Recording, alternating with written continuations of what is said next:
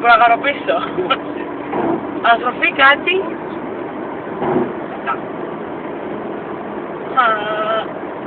Μαμά. Από εκεί πέρα δεν μπορεί να δεις κάτω εσύ. Δεν με νοιάζει, ξέρεις την γέφυρα. Ακόμα δεν είμαι στη θάλασσα όμως, προλαβαίνω να γίνεις καταναστημάτος. Δεν είμαι ακόμα. Γιατί έχεις αυτό το περίπτωση από κάτω. Και αυτό το έχω δει και. Τα περίπτωση. Το είδαμε. Πότε τελειώνει. Πότε τελειώνει. Σύμφωνα αυτό που σημαίνει ότι τα καλώδια στηρίζουν αυτά που βλέπεις και οι πυλώνες δεν έχουν πάνω στη γέφυρα. Θα σταματήσεις να μου τα λες μετά, θα μην περάσω. Οι πυλώνες δεν έχουν πάνω στη γέφυρα. Δεν βλέπεις αριστερά. Δεν έχεις σημασία. Ωραία.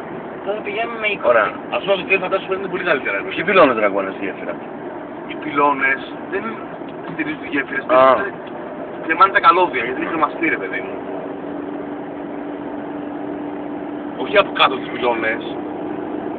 Πώς θα το πω ρε παιδί μου. Δεν μπορούμε να σου μισθεί κιόλας. Μα δεν ξέρω φαίνεται καλά φαίνεται. Ήξερα μεγάλα. Και εκεί αριστερά στο βουνό, λέω και εσύ μόνο κοιτάς, δεν μιλάω. Είναι ο δρόμος που πάει που λέγανε Σαββιωμός. Ναι. Έχω και άλλα προβλήματα. Μα δεν θα δώσω λεπτά τώρα, και αυτά, ξέρεις. Τι τελειώσαμε. Θα βγάλει τα λεφτά. Δεν τα δύο δει. Αχ, τέλειωσε, τι ωραία. Πώς είναι να το παγάνεις να περάσεις. Δεν ξέρω, πολύ. Πάρα πολύ. Ωραία είναι, αλλά χωρίς αυτοκίνητο. Με τα πόδια. Ναι. Αντιθέτω με τα πόδια μπορεί να τους περάσουν εύκολα. Άμα... Κολλάς μισή ώρα πρώτον και θα είναι πολύ πιο άνετα, δεν πιστεύει. Θα βλέπεις τα νερά από κάτω, ας πούμε το ύψος κανονικά. Δεν έχω πρόβλημα με το ύψος, έχω πρόβλημα με τη γέφυρα. Άρα εκεί πέρα από θα έχεις καλύτερα.